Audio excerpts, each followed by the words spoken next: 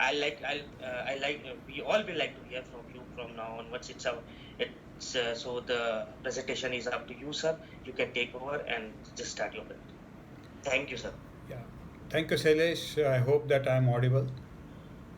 Yes, sir. Okay. We can hear you. Yeah, so good afternoon to all of you, and thank you, GS and Sarita, for inviting me and giving me this opportunity to share something which I really love from my bottom of my heart about the Atmanirbhar.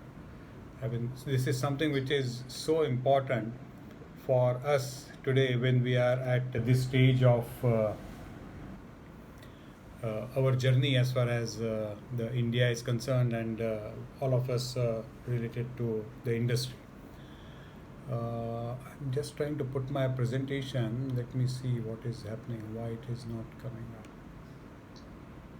Something else is coming instead of. Okay. Let me share my desktop. I hope you are able to see my presentation. We can see it, sir. We can see it. Okay. So, I mean, it is, as I said, Atmanirbhar Bharat is so important that now we, as a total community of more than 130 crores people, and then having aspiration to go to 5 trillion economy, and we are today into a phase where I think everybody of us is redefining how to really live, how to really work, how to really do our business. And at this stage, I think it is important for us to really capture this buzzword, what has been put by our Prime Minister, Honorable Prime Minister. But before I go into the few slides which I want to really present, I would like to give a little background of the Godrej Aerospace, and that will really make us to understand the slides what I have prepared. Say it is way back in 1960s, as you all know, that government of India took a decision that we should really start doing something on the high technology area. And the two or three areas which were identified were nuclear, space, and the defense. And accordingly, the DRDOs, the ISROs, and the Nuclear Power Corporation or the Bhabha Atomic Research Center, they were established, and everything started basically from the BARC, and then the shootouts were given to identify as DRDO and ISRO as we know it today. After doing a lot of research by the various scientists in their own labs, when they were ready to take it for more than the R&D or a proto to actually a flying version, they felt need that the industry should really come into it, and industry should take part in manufacturing these areas. And that is how in 1980s Godrej was approached by Indian Space Program as well as DRDO put together, and we were asked to start our contribution. But before that, as you know, Godrej is known mainly for our consumer products, and from consumer product to go into high technology areas, as you see here in this slide. I mean, we have various organizations doing right from chemicals to so many other areas in which we work. But from there to this kind of a very specialized, custom built, very specific designs, whether it is a process equipment division which makes oil and petrochemical reactors for all over world. Similarly, the material handling, very specialized manufacturing technology for various fork tracks and the lifts and the Caesar lifts.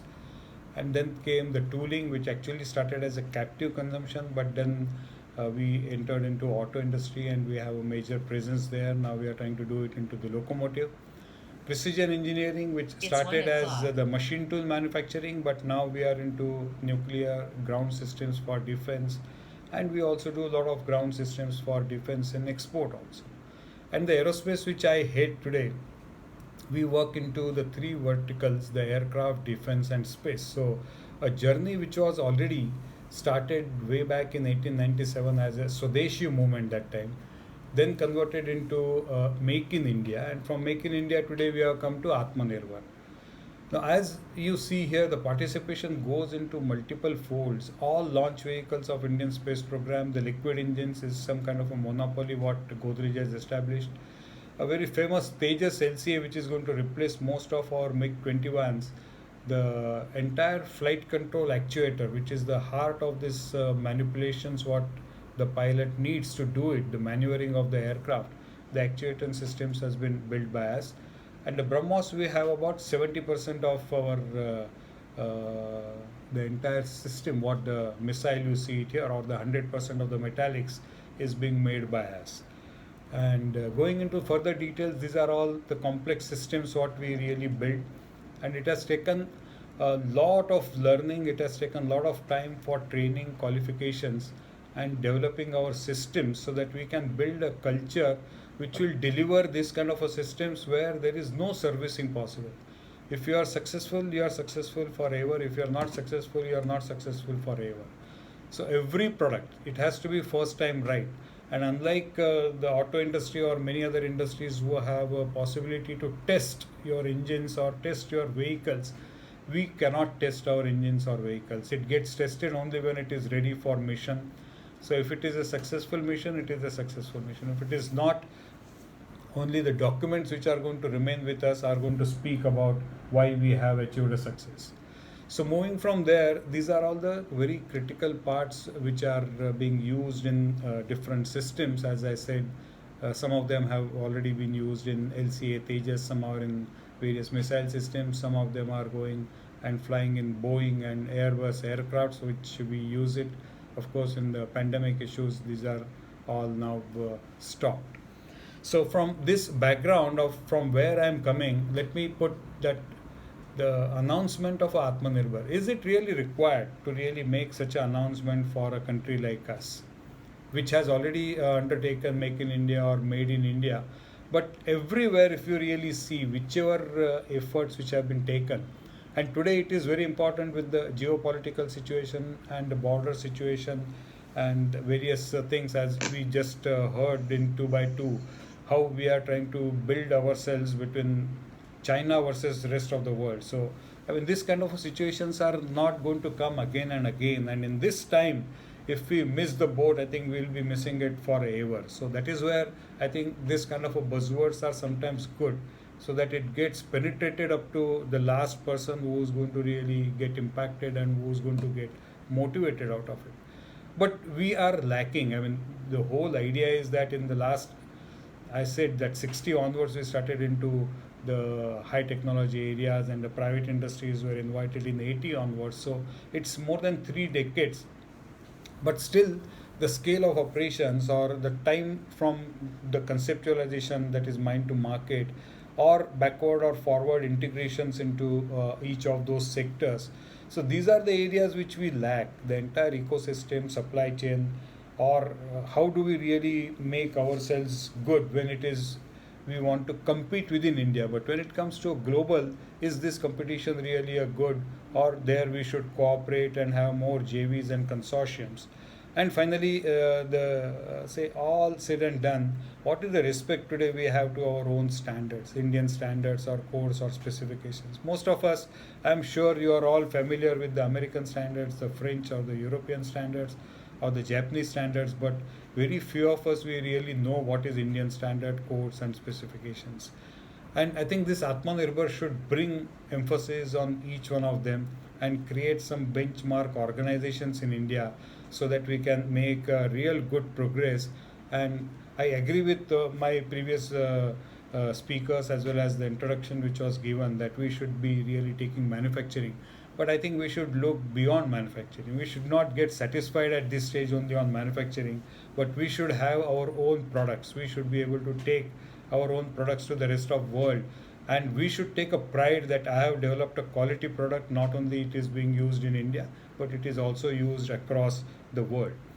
So what I mean, why such initiatives? First is we must have a self-reliance and autonomy. So that is the first, I think, the purpose of this.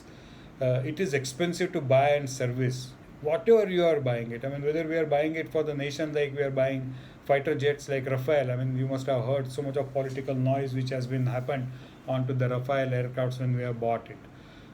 So it is not buying it only once, but are we getting really ready for the next opportunity? After buying 36, it started with 116 aircrafts to be bought. We scaled it down to 36 because of the funds But now once again the situation which has come up, and we are still not ready with our own fighter jet. So we are now once again thinking of buying something another 36 or 72. So it is not one time. I think we have to take really some decisions which are not going to come again and again, and we have to be very strong on our strategic sector, because only having a good forex reserves doesn't make anything. Even if today you are ready to pay a huge money, you are not going to get what you want. You will get always what is not required by that country, or something which they have come out a new version of that Rafale, and that's where the French or the Europeans have agreed to give it to us. So unless we create a dominance, it is not going to happen, and that is where this Atmanirbhar, I think, is very important. Now that will force us to really think differently, develop products, as I said, and not get satisfied only on the components. And this will bring that we should bring in a total good concept, good design understanding. How do we really put our proto shops? How do we really qualify them? What kind of a qualification facilities for field trials are available? Not only in aerospace and defense where we 100% lag it, but in most of the other areas also. Getting a CE certification for most of our appliances is so difficult because our understanding is not that good. We are never focused on those qualifications and approvals. We are satisfied with the small batches, but I think now time has come that we should really look for the large batches, developing the testing and the certification network, like we have in aerospace, AS 9100 certification. 10 years back, there was only one the agency who used to give it. And that is how we were having a lot of limitations. Now that there are 4 or 5 agencies who can get you AS 9100 certifications, more than 400 industries in India are now AS, and they are doing quite a good amount of work into the civil aviation as well as in the military. Finally, the after sales and the sales management is also required to be really looked in. It is not only development once, but how are we going to really look after the entire life cycle of this particular product. And we should be best in class. I mean, there is nothing compromise, no compromise should be happening. No chalta hai culture should be used in any of our product, whether it is a pin or whether it is a rocket. Everything should be of the world class. Then only I think this Atmanirbhar will understand it very clearly and with the intent in which it has been publicized.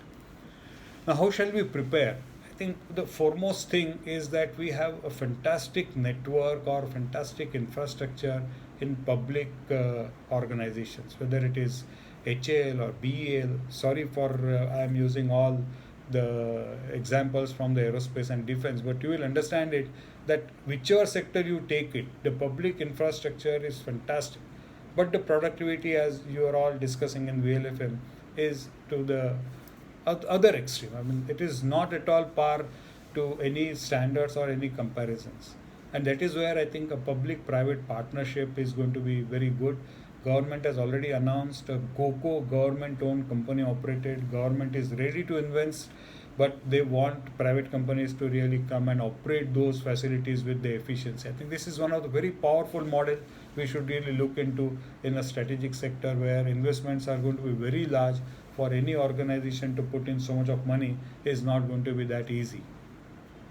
The second, I think we are focusing our academia only for producing more engineers and sending them abroad. I don't think we are really focusing our academia and having a risk and a profit sharing model with the industry for development of technologies or development of processes or development of products or parts. I think this model, when it will come between India, the academia and the industry, I think it will show a good success. So like that I have listed down here. I don't know really how much time I have. I have 3 more slides. So if you allow me another 10 minutes, I will go into each and every details. Otherwise, I will try to cut short so that we will have sufficient time for the question answer. But what I wanted to bring it here in this particular slide is that while we are looking for the latest trends and automation and everything, I think we must give a sufficient importance to the culture. And the last point what I have given, it has to be a mix of Indian religious culture with the Indian manufacturing culture. We are trying to copy, sorry for saying this, copy is not bad, but copying it blindly is definitely bad. And then we are using a lot of jargon words in this, And I really oppose Kaizen. Just imagine that how many of our workers really understand what is the right meaning of a Kaizen. Unless and until it is being told to him in his own language, unless and until it is explained to him in his own language, and we relate it with the way we have been brought up. We are getting brought up into a religious culture. So, in addition to the culture of systems, the quality, the productivity, the innovation, I think we must give equal importance to our Indian religious culture, and we should give more examples of our own. We have right from Vishwakarma to so many great manufacturing engineers, right up to the last person on the earth, I mean Dr. Kalam and others. But we rarely use their examples, and we try to copy from the outside. So I think we should use this Indian culture to a great extent if we want to really become the Atmanirbhar and the self-reliant. There are few expectations from the government of India. It is not going to be ending here, and these are listed down here. This is only for the completeness of the presentation. I have used it here. Not that I want to really debate and understand, but unless and until the skill development, the single window clearances for approvals. I mean, see today for a small factory or a big factory, how many officers are coming from government, the factory inspector, the labor inspector, and so many tax consultants and the tax officials. Now GST has brought in some discipline. So similarly, why can't we have only one person who will come and really help us? And lastly, I will say that like in the foreign countries, the finance is available at a very, very low rates. We are working towards it. We are moving towards it. We already brought down from double digit to single digit, but still it is not enough for us to really make a competition with the rest of the world. And I think Atmanirbhar brings in that kind of a necessity between all of us, that while we are taking each one of us, the government has already taken a lot of steps, but if they take few more steps like this, we should be able to get into this Atmanirbhar to the best possible thing. I see that the next 3 to 5 years are going to be really, really very exciting. Opportunities are going to come. There is a China exit policy by most of the industries to whom we are talking. All these are going to come to us. We are hearing that even the mobile industries and so many other industries are trying to put their facilities in India. So if we don't really take this and really work together as consortium partners, as a JV partners, as a cluster partners, and take this not individual companies aim, but really as a corporate aim or as a collective aim, and working together with SMEs as well as from the small to medium industries is going to be important, and we should really encourage more and more startups to come up, because they have no baggage of anything going wrong. It's only first time and they are ready to take any experimentation. If you ask me that will you be ready to take any new project in aerospace, say even though we have more than 100 success, but at the same time we have seen more than 400 failures or setbacks also in this line. So my thinking will be little camouflage with these failures, and will not be every time only to look. So startups are going to bring this kind of a new energy, and that is where a healthy mix of a large, medium, small, micro industries will really bring in the real aim of this Atmanirbhar. So with this, I really thank all of you. I hope that I have been within the time, and I'm open for any question answers. Stay safe, stay isolated, and that's the way we need to really take on at this stage. Thank you so much.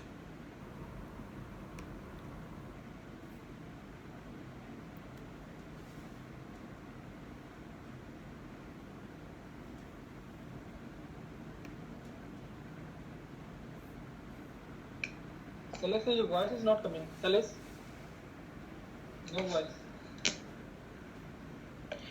Yes, sir. Thank you for your presentation. It's really very has very deep learnings and deep